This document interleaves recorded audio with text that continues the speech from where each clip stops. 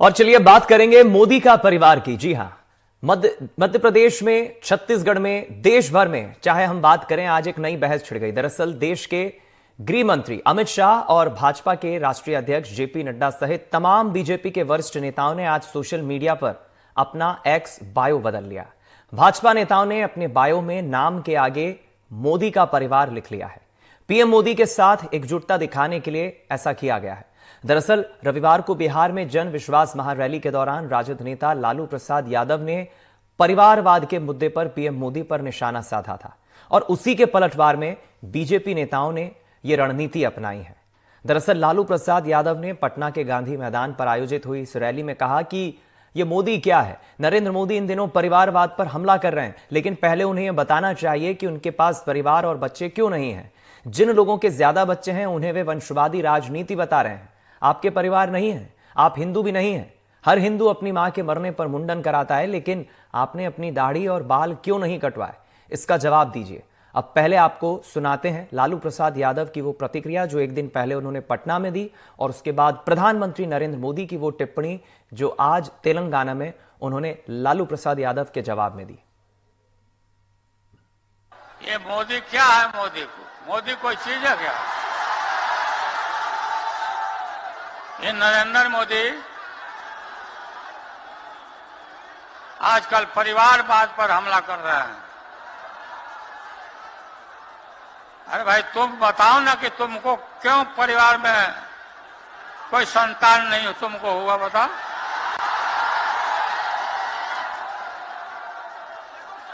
ज्यादा संतान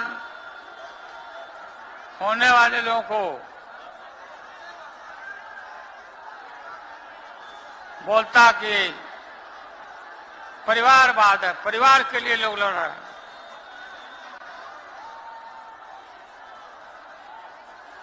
तुम्हारे पास परिवार नहीं है,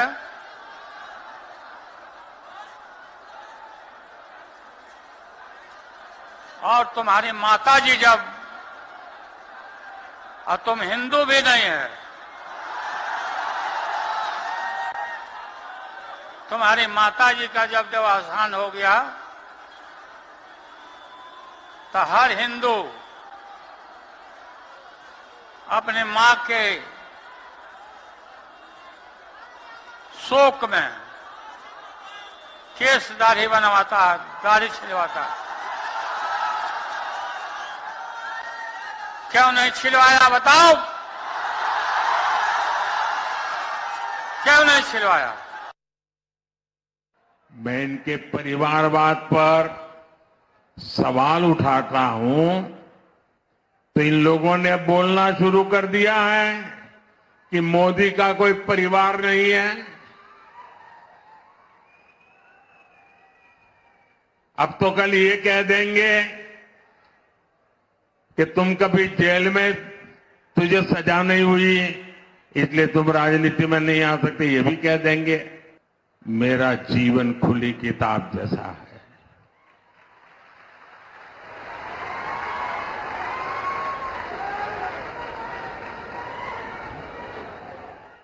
आप मुझे देशवासी भली भांति जानते हैं, समझते हैं। मेरी पल पल की खबर देश रखता है, और कभी मैं रात देर तक जब काम करता हूं और खबर बाहर निकल जाती है तो देश से लाखों लोग मुझे लिखते हैं, बताते हैं कि इतना काम मत करिए, कुछ आराम करिए। ये प्यार भाइयों बहनों, एक सपना लेकर के बचपन में घर छोड़ा था, और जब मैंने अपना घर छोड़ा तो एक सपना लेकर के चला था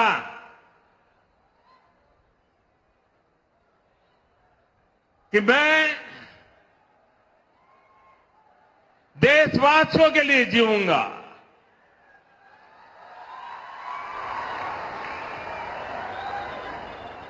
मेरा पल पल सिर्फ और सिर्फ आपके लिए होंगे। मेरा कोई निजी सपना नहीं होगा, आपके सपने, यही मेरा संकल्प होगा। और जिंदगी खपा दूंगा तो आपके सपनों को पूरा करने के लिए, आपके बच्चों के भविष्य को उज्जवल बनाने के लिए। और इसलिए देश के कोटि कोटि लोग मुझे अपना मानते हैं, अपने परिवार के सदस्य की तरह मुझे प्यार करते हैं। और इसलिए मैं कहता हूं, 140 करोड़ देशवासी, यही मेरा परिवार है। ये नौजवान, यही मेरा परिवार है। आज देश की करोड़ों बेटियां, माताएं, बहनें, यही मोदी का परिवार है। तो सुना आपने, एक तरफ लालू प्रसाद यादव का वो हमला, वो तंज प्रधानमंत्री नरेंद्र मोदी पर, और दूसरी तरफ प्रधानमंत्री का कटाक्ष, उनकी टिप्पणी, पलटवार लालू प्रसाद यादव पर। परिवारवाद को लेकर जो एक नई बहस इन दिनों देश की राजनीति में छिड़ी है, करेंगे आज इसी मसले पर चर्चा। मिलिए उन मेहमानों से जो इस चर्चा में हमारे साथ शामिल होने जा रहे हैं। पैनल में मौजूद हमारे साथ जो लोग हैं उनसे आपका परिचय करा देते हैं जल्दी। बीजेपी के प्रवक्ता अजय धवले जी हमारे साथ हैं, रोहित नायक जी कांग्रेस पार्टी के प्रवक्ता हैं, और जगदीश सिंह जी समाजवादी पार्टी के प्रवक्ता है। आप तीनों पैनलिस्ट का बहुत स्वागत है। सबसे पहले चर्चा की शुरुआत जगदीश जी मैं आपसे प्रतिक्रिया लेके, कमेंट लेके करना चाहूंगा, उसके बाद हमारे अन्य राजनीतिक मेहमानों का रुख करूंगा। एक दौर था कुछ वर्षों पहले तक जब हमारे देश की राजनीति हमारी शुचिता के लिए जानी जाती थी, लेकिन पैटर्न बदला है। आपने भी देखा होगा बीते कुछ सालों में जिस तरह से व्यक्तिगत टीका टिप्पणी करना, हमला बोलना, ये राजनीति का कहीं ना कहीं स्तर गिराता है। लालू प्रसाद यादव ने सही बोला गलत बोला ये तो जनता तय करेगी, मैं निष्कर्ष पर नहीं जाना चाहता, लेकिन किसी व्यक्ति के परिवार पर, बच्चे ना होने पर टीका टिप्पणी करना, ये कहां तक उचित है? और इस लोकसभा चुनाव में जो नैरेटिव परिवारवाद का चल रहा है, जिस पर प्रधानमंत्री ने भी पलटवार किया है, ये कहां तक ठीक है? क्या कहेंगे जगदीश जी? देखिए, जो लालू जी ने कहा है वो कहीं पर लालू जी ने जो भारतीय परंपराएं चली आ रही हैं, उन परंपराओं, संस्कृति के आधार पर अपनी बात कही है। और रही आपकी चर्चा की बात, तो ये तो मीडिया का मतलब ही है। आप लोग चर्चा केवल मोदी जी ने बोल दिया तो चर्चा शुरू कर दी। नहीं, हमें मोदी जी ने नहीं बोला जगदीश जी, हम तो एक सार्थक चर्चा कर रहे हैं। आप तो ये बताइए, लालू प्रसाद यादव ने सही कहा गलत कहा, आप समर्थन करते हैं उनके सवालों का? लोग हों जी, लालू प्रसाद यादव ने जो कहा है उसका समर्थन करते हैं लोग, देश के लोगों, मेरा एक उत्तर दीजिए जी। हेलो जी बोलिए जी, आवाज कट रही है जी, बोलिए। मैं ये कहना चाहता हूं कि हम पक्षियों के लिए, विपक्षी दलों के लोगों के लिए क्या देश की जनता दुश्मन है? जिस तरह जैसे मेरा भी, हम लोगों का भी, पूरे देश की जनता पूरा परिवार है। हम ये थोड़ी कह रहे हैं कि देश की जनता हमारा परिवार नहीं है। हम जो कहते हैं, हमारे नेता माननीय अखिलेश यादव जी कहते हैं कि देश की पीडीए हमारा परिवार है, तो आप लोग उस पर भी चर्चा करवाइए। केवल मोदी की बात पर ही मीडिया क्यों चर्चा करवाती है? आप जगदीश जी एनडीटीवी देखेंगे तो हम हर विषय पर चर्चा करते हैं। आप शाम को 5 बजे देखा करें, हम हर दिन नए विषय उठाते हैं, जनहितैषी मुद्दे उठाते हैं। आज के विषय को अगर आप पकड़ के कहेंगे कि हम इस मसले पर ही चर्चा क्यों करते हैं, तो ये थोड़ा नाइंसाफी होगी। मुझे खाली इतना बताइए, फिर मैं अगले मेहमान के पास जाऊंगा। लालू प्रसाद यादव की बात का समर्थन करते हैं आप? हम लालू जी ने जो बात कही है उसको समझने की आप कोशिश करिए जी। लालू जी ने जो बात कही देश की कल्चर के बारे में कही है। उन्होंने कहा हमारे यहाँ हिंदू समाज में जब किसी की माँ, भाई, बाप का देहांत होता है तो शुद्धिकरण के लिए लोग दाढ़ी मुंह सब बनवा करके शुद्धिकरण करते हैं। तो उन्होंने अपने हिसाब से बात कही है।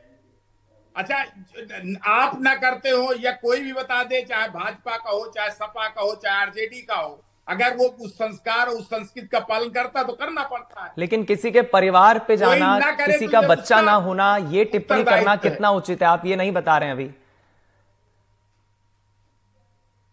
किसी का बच्चा न होना, ये टिप्पणी कहाँ कहा किसी ने? बच्चा न होने की कोई टिप्पणी किसी ने नहीं की है। चलिए आप बात घुमा रहे, मैं लौटूंगा लालू जगदीश जी ने जी, मैं लौटूंगा, ठीक है, मैं लौटूंगा जगदीश जी किसी का आपके पास, बच्चा आपको नहीं। समय दूंगा।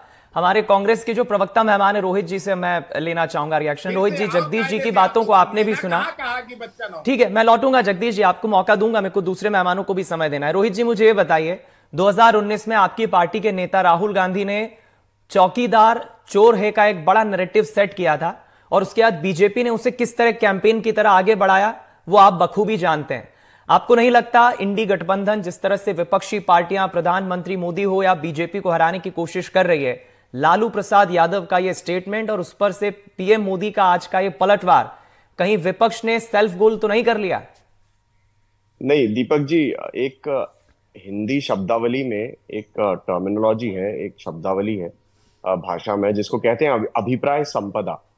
इसका अर्थ है कि जिस बात को जिस काल परिस्थिति में जिस व्यक्ति ने कहा उसको किस तरीके से इंटरप्रेट किया जाए, इसका बहुत महत्व होता है। उसका अभिप्राय क्या लगाया जाए, जिस व्यक्ति ने जो बात कही उस बात को किस तरीके से समझना चाहिए, और जिस बात को कहा गया उस बात को किस तरीके से नैरेटिव बनाकर यूज करना चाहिए, ये दोनों अलग अलग बातें हैं।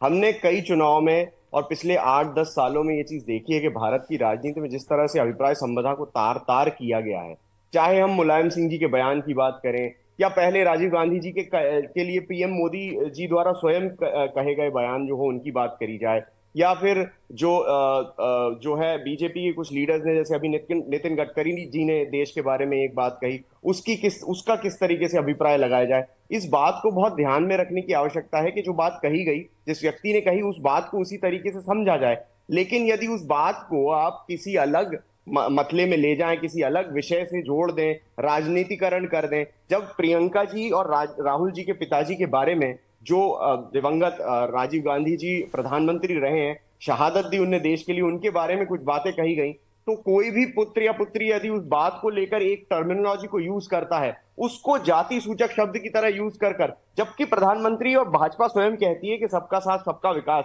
तो फिर प्रधानमंत्री को अपने पद पर अपने आप को नीची जाति का दिखाना और चुनावी रण में उसको इस्तेमाल करना, क्या ये सही लगता है आपको? कि भाई जब आप खुद ही कह रहे हैं कि हमको सबका साथ सबका विकास का नारा लेकर चलना है, लेकिन जब चुनाव आता है तो आप एक जात से जुड़कर उस बात को उस परिप्रेक्ष्य में प्रस्तुत करने लगते हैं। तो मुझे लगता है कि इस बात को समझना बहुत आवश्यक है कि जो भी बात कही गई है, अब संबंध कितने तरह के। और एक चीज मुझे बताइए, परिवारवाद के खिलाफ ये जो लड़ाई चल रही है, ये तो ज्यादा एकाधिकारवाद के साथ लगती है। ये परिवारवाद के खिलाफ ना होकर एकाधिकारवाद से ज्यादा जुड़ती है, क्योंकि जिस तरीके से अभी अपनी अपीजमेंट की पॉलिटिक्स की जा रही है, सभी लोग अब मोदी जी को अपना परिवार बताने लगे।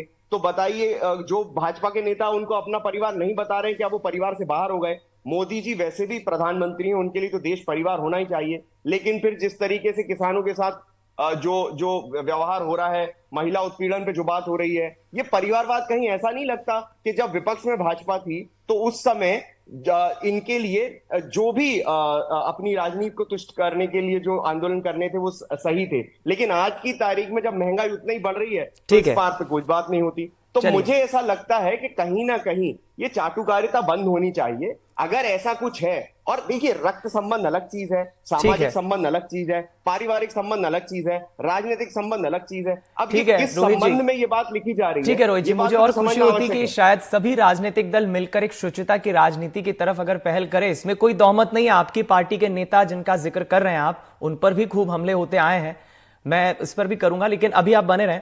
अजय जी से मैं इस पर रिएक्शन लूंगा। अजय जी, जिस बात का जिक्र रोहित जी कर रहे हैं, मुझे अच्छे से पता है कांग्रेस पार्टी के भी कई नेताओं पर तीखे हमले बोले गए हैं, बेहद ऐसी टिप्पणियां की गई है जो राजनीति में कतई बर्दाश्त नहीं की जा सकती। दिवंगत नेहरू जी हो, इंदिरा गांधी हो, सबके लिए बोला गया है। लेकिन जिस तरह की शुचिता ये हो रही है, ये कितनी घातक है आने वाली भविष्य की राजनीति के लिए, भारत देश के लिए? क्योंकि जो हमले बोले जाते हैं राजनीति में, टीका टिप्पणी की जाती है, आप अभी जरूर आपकी पार्टी सत्ता में है, लेकिन ये कितना घातक है, इस पर आप क्या कहेंगे, जिस तरह का पैटर्न इस वक्त राजनीति में चल रहा है? अजय जी।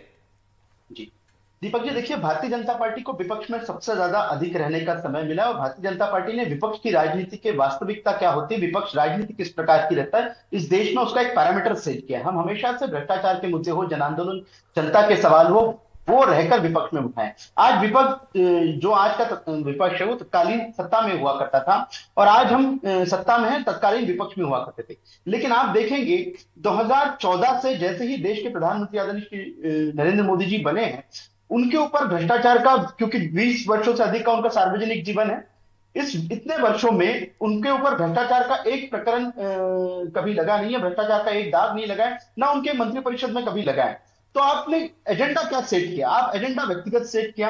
2014 के समय, 14 के चुनाव के समय मौत का सौदागर, फिर चौकीदार चोर है 2019 के समय, फिर मोदी जी का परिवार नहीं है 2024 के समय, 2019 में जब ये चौकीदार चोर है के लेकर सुप्रीम कोर्ट तक ने इन लोगों को फटकार लगाई थी कि इस प्रकार से आप भाषा का उपयोग नहीं कर सकते।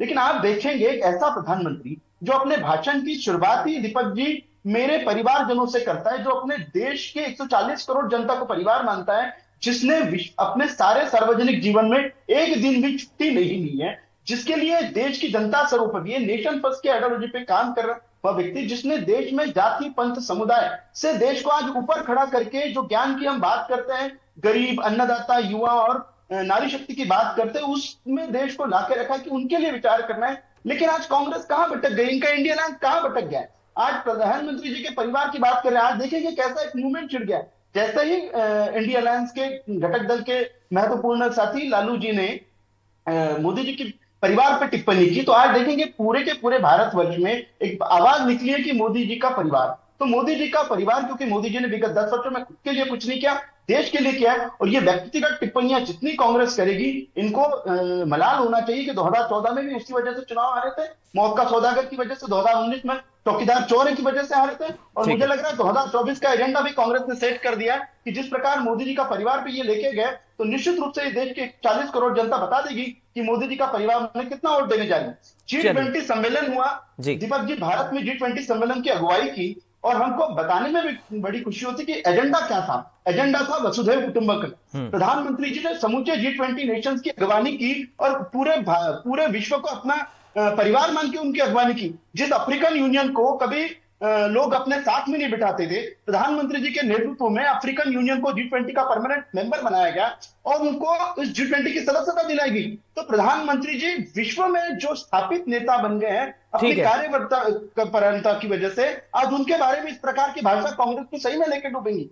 वैक्सीन डिप्लोमेसी, जब चलिए सुनिए अजय जी, आपने पक्ष रखा, मैंने आपको पूरा समय दिया, मुझे तीनों को बराबर वक्त देना है। मैं जगदीश जी से जरा एक रिएक्शन लूंगा इस पर। ठीक है, हम इसी मसले पर चर्चा कर रहे हैं, टीका टिप्पणी व्यक्तिगत तौर पर करना राजनीति में कितना ठीक है, क्योंकि हम शुचिता की राजनीति के लिए जाने जाते हैं। लेकिन जगदीश जी, जिस तरह से एन चुनाव वक्त के पहले जब विपक्ष पार्टियां जो होती है, सत्ताधारी दल बीजेपी पे हमला बोलती है, अतीत में हमने देखा थोड़ा नुकसान उसका मिला है। जिस सेल्फ गोल की मैं बात, जो सवाल में रोहित जी से पूछ रहा था, आपको नहीं लगता अब एक नया नैरेटिव विपक्ष ने इसी बहाने सेट कर दिया है? जिस तरह से बीजेपी नेताओं ने सोशल मीडिया पर मोदी का परिवार है एक नया ट्रेंड कर दिया है, ये कहीं इस चुनाव में समाजवादी पार्टी के लिए हो या आरजेडी के लिए हो, कहीं घातक तो नहीं होगा? नहीं, मेरी बात सुनिए ना, ये नैरेटिव विपक्ष ने नहीं, शुरुआत तो जगदीश जी, शुरुआत तो लालू यादव ने की है। समर्थित मीडिया सेट करता है।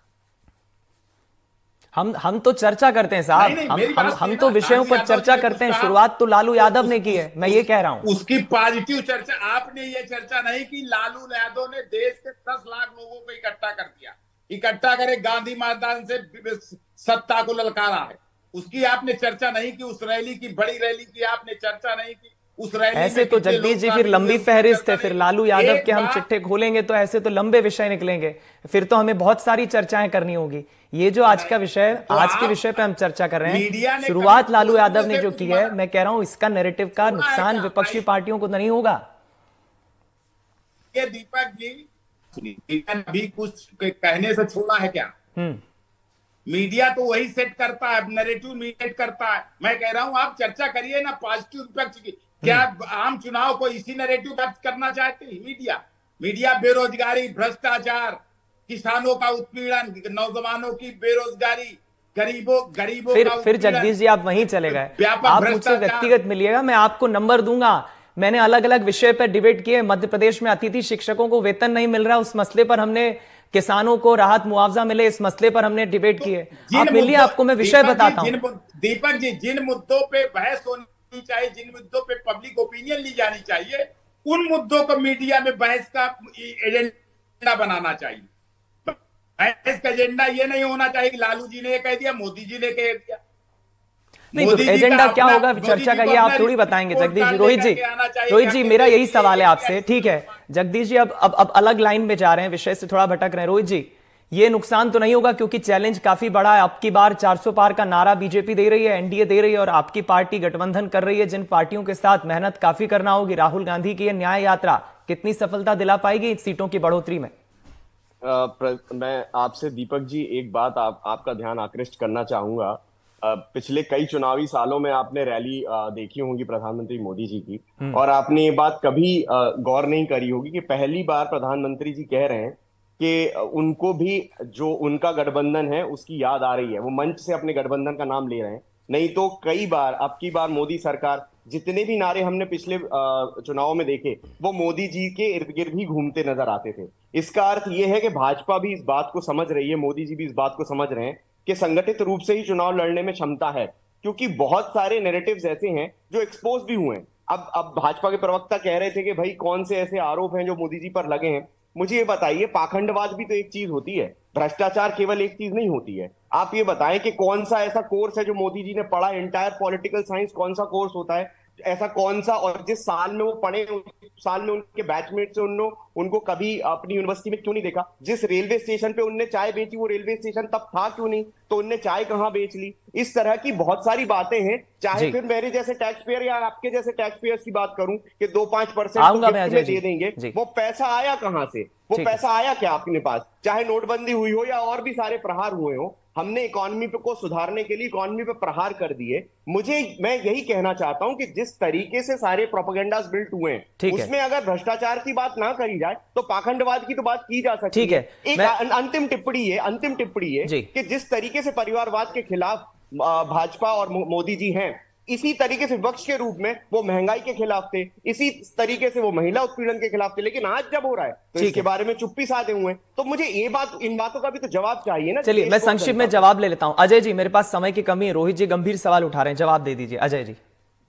जी दीपक जी, मुझे लग रहा था रोहित जी पढ़े लिखे नौजवान युवा कांग्रेस के प्रवक्ता है, गंभीर सवाल उठाएंगे, लेकिन वही राहुल गांधी जी जिस प्रकार से एमएसपी और एमआरपी डिफरेंशिएट नहीं कर रहे, उसी प्रकार की भाषा आज ये प्रयोग कर रहे हैं प्रधानमंत्री जी के लिए कि उन्होंने कहां पे चाय बेची, उन्होंने कहा एंटायर पॉलिटिकल साइंस की डिग्री ली है। आपको कांग्रेस को आज भी जाग जाना चाहिए, वास्तविक मुद्दों पर डिबेट कीजिए, यथार्थ में जिए। राहुल गांधी जी जैसे कैम्ब्रिज में जीसस कॉलेज में जाके लेक्चर दे के आते, वहां के कैफेटेरिया में, और प्रचार किया जाता है कि कैम्ब्रिज में लेक्चर दे के आए, उस प्रकार से मत रहिए रोहित जी, यथार्थ में जिए, तब कांग्रेस का कुछ तो भी भला होगा। अंततः कांग्रेस आपकी जो गर्त में जा रही है, आपके जैसे लोगों की वजह से जा रही है। आज वास्तविकता पे डिबेट इस बात की होनी चाहिए कि भारत ने विगत 10 वर्षों में कितनी तरक्की की है, और आप बता दें कि कितनी तरक्की नहीं की है। इस पर डिबेट डिस्कशन होना चाहिए जो हम जनता के बीच में लेके जाएंगे। लेकिन आप आज परिवारवाद पे बात कर रहे हैं, आप चाय बेचने पे बात कर रहे हैं। अगर यही सब चर्चा करेंगे तो देश की जनता ने 2019 में भी एक कंप्लीट मैंडेट दिया है, 2014 में भी एक कंप्लीट मैंडेट के साथ में दिया है। आपको विपक्ष का नेता बनाने लायक भी पार्टी छोड़ा नहीं है देश की जनता ने। तो इस बार गलती मत कीजिए, कम से कम उतने सांसद आ जाए आपके कि विपक्ष का नेता बनाने का भी तमगा आपको मिल जाए। रोहित जी, पढ़े लिखे नौजवानों से अपेक्षा है कि देश की जो डेवलपमें हुई है, जो विश्व की तीसरी सबसे बड़ी इकोनॉमी बनने जा रही है। रोहित जी 10 सेकंड है मेरे पास, सिर्फ 10 सेकंड। रोहित जी, नीति आयोग के डेटा के हिसाब से केवल 7 करोड़ लोग गरीबी के नीचे हैं, तो ये 80 करोड़ लोगों को क्यों अनाज बांट रहे हैं, इसका जवाब दे दें अजय जी। एक पढ़ा लिखा सवाल। चलिए इस पर एक अलग से मुझे अलग से डिबेट करना पड़ेगी, समय इजाजत नहीं दे रहा है मुझे इस चर्चा को आगे बढ़ाने के लिए। इसलिए अजय जी, रोहित जी, जगदीश जी, आप तीनों पैनलिस्ट का बहुत शुक्रिया हमसे जुड़ने के लिए, चर्चा करने के लिए। थोड़ा सा विषय से हम भटक गए, लेकिन सवाल यही था, मसला यही था। मोदी का परिवार, एक जो नई कैंपेन आज सोशल मीडिया पे शुरू हुई है, इसका कितना घातक परिणाम विपक्ष को भुगतना पड़ सकता है, और कितना फायदा सत्ताधारी दल बीजेपी को मिल सकता है, इसी पर चर्चा। एनडीटीवी मध्य प्रदेश छत्तीसगढ़ पर खबरों का सिलसिला जारी है। दीजिए इजाजत, नमस्कार।